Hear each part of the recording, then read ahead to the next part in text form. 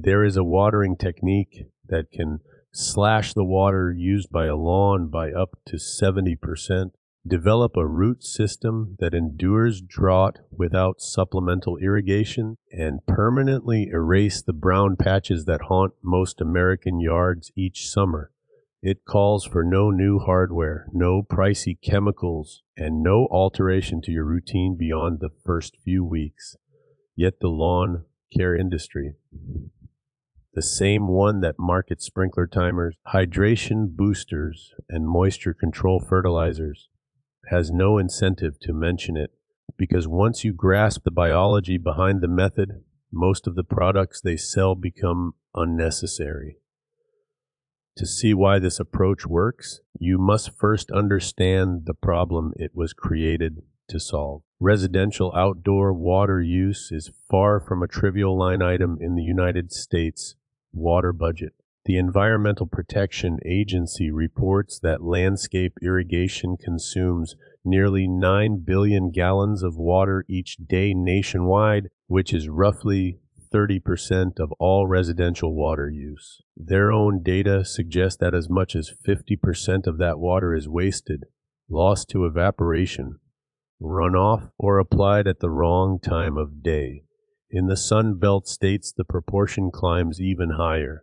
In cities such as Phoenix, Las Vegas, and Dallas, outdoor irrigation can represent 60 to 70% of a household's total water consumption during the summer months, pushing water bills above $300 a month from June through September. At the heart of this crisis lies a watering habit that almost every homeowner has practiced all their life: shallow, frequent watering. The lawn care industry actively reinforces this habit because it keeps you buying product after product to treat the symptoms of a problem they helped create. When sprinklers run for 15 minutes each morning, the soil's moisture stays confined to the top 2 or 3 inches. Grass roots are not static, they grow toward wherever water is available. Consequently, the roots remain in that shallow layer where the soil heats to extreme temperatures on a 90-degree afternoon, dries out within hours of watering, and has almost no access to the mineral reserves and microbial life that exist deeper down.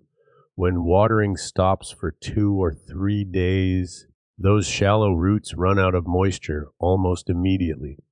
The grass goes into stress, growth stalls, color fades, and the lawn becomes vulnerable to disease, insects, and weeds. Then you water again, and the cycle repeats. Because the roots never had a reason to grow deeper, they never do. This is not a lawn that is thriving. It is a lawn that is merely surviving from one watering cycle to the next. The industry that sells fertilizers to green it back up, fungicides to treat the disease that stress invites, and herbicides to manage the weeds that move into the weakened turf has no interest in breaking this cycle. For them, a perpetually stressed lawn provides a steady revenue stream built on a plant that was never allowed to become self-sufficient. The alternative is called deep, infrequent watering, and the science behind it is straightforward. Research from university cooperative extensions across the country, including studies from Texas A&M AgriLife Extension, the University of Florida IFAS Extension, and Colorado State University Extension, consistently shows the same result. When turf grass receives less frequent but significantly deeper irrigation, root systems follow the moisture downward into the soil profile. Warm season grasses such as Bermuda and zoysia, when properly managed, can develop roots 6 to 12 inches deep. Cool season grasses such as tall fescue can reach even greater depths under the right conditions. A root system at that depth accesses soil moisture that the surface never sees, is insulated from surface temperature swings, and draws from a reserve that takes days, not hours, to deplete. A lawn with such deep roots can go 7 to 10 days between waterings in moderate summer conditions without visible stress, compared with the 2 to 3 days a shallow, rooted lawn requires. The University of California Cooperative Extension quantified the savings directly. Their irrigation research found that moving from daily shallow watering to deep, infrequent watering reduced outdoor water use by between 50 and 70% in residential turf applications without any decline in turf quality. On a water bill that runs $200 a month in summer, that translates to $100 to $140 saved each month for as long as the practice is maintained. So what does deep, infrequent watering look like in practice? The target is simple water, deeply enough to wet the soil to a depth of 6 to 8 inches, then wait until the top 2 inches of soil have dried out completely before watering again.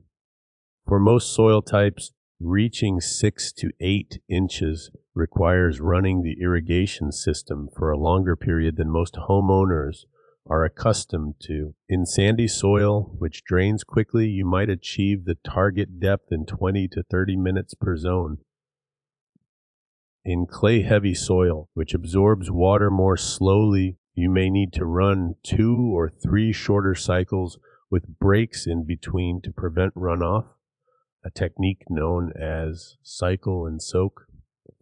The break allows the water already applied to percolate downward before more is added on top. You do not need expensive equipment to know whether you have reached the target depth. A simple 6-inch screwdriver pushed into the soil after watering will tell you everything. If it slides in with minimal resistance to the full depth, the moisture is where it needs to be. If it meets resistance at 2 or 3 inches, you need to run longer. The timing of application matters almost as much as the depth.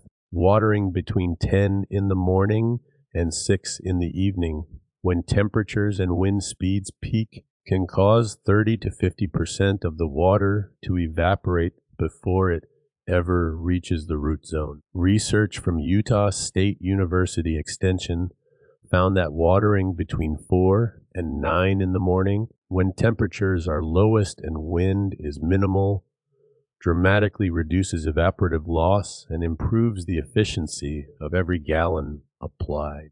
Wet leaf surfaces at night also promote fungal disease, which is why pre-dawn watering, allowing leaf blades to dry as temperatures rise, is preferable to evening irrigation. The transition period from shallow to deep watering is the one part of this process that requires patience. Because your grass roots are currently concentrated near the surface, you cannot simply switch to watering once a week on day one. The roots are not yet where they need to be to survive that interval.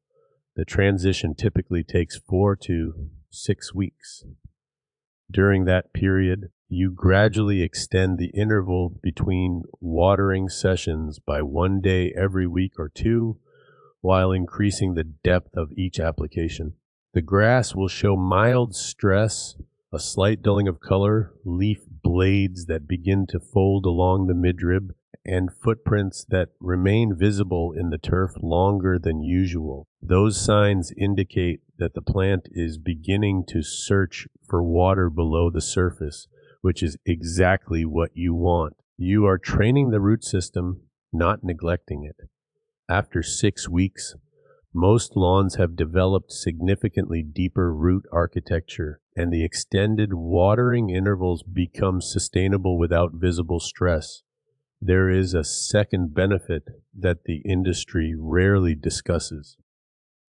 Shallow, frequent watering creates consistently moist conditions in the top inch of soil, the ideal germination environment for annual weed seeds such as crabgrass, spurge, and annual bluegrass. A deep watering regime that allows the soil surface to dry between sessions disrupts the germination window dramatically. University of Maryland Extension research notes that reducing surface Soil moisture during peak weed germination periods is one of the most underutilized cultural weed control strategies available to homeowners. You do not need a pre-emergent herbicide for every weed pressure problem. Sometimes the watering schedule itself acts as the pre-emergent. The compounding effect on overall lawn health is substantial. A deeper root system accesses a broader range of soil nutrients, reducing the need for synthetic fertilizers. Turf under lower water stress produces a denser canopy that shades the soil surface, further reducing weed germination and slowing evaporation. A denser canopy means less bare soil exposure, which means less erosion and fewer opportunities for new weed seeds to establish. The lawn becomes, in a real and measurable sense, more self-sustaining, not because you invested in better products, but because you changed the single habit that prevented it from functioning as biology intended. Why does the industry keep pushing daily watering schedules? Why do most irrigation controllers default to short, frequent run times? Because a lawn that is chronically water-stressed, shallow-rooted, and disease-prone is a lawn that buys product. It buys fertilizer to compensate for nutrients it cannot access, fungicide to manage disease that moisture stress invited, weed killer to treat the bare patches that stress created, and eventually a new sprinkler controller with more preset options when the old schedule stops working. The watering schedule is the foundation of that dependency. Change the schedule, and the entire chain of problems begins to unravel. The tools you need to implement this properly cost almost nothing. A simple rain gauge or moisture meter will tell you when the soil is ready for the next cycle. A flat blade screwdriver serves as your depth probe. A watch or timer becomes your irrigation manager. The water savings alone will pay for any additional equipment in the first month. If you want to take the next step, pairing a deep watering schedule with a basic soil test is one of the highest return investments available to a lawn owner. For between $15 and $30 through most state university extension labs, a soil test will reveal the exact pH, nutrient levels, and organic matter content of your soil. Because a deep-rooted lawn accesses more of the soil profile, understanding what is actually in that profile lets you target amendments precisely, rather than applying broad-spectrum fertilizers on a calendar schedule and hoping for a result. Deep, infrequent watering is not a new discovery. It is not a product, a patent, or a subscription. It is basic plant biology documented by university researchers for decades. The only reason it is not the standard advice on every bag of lawn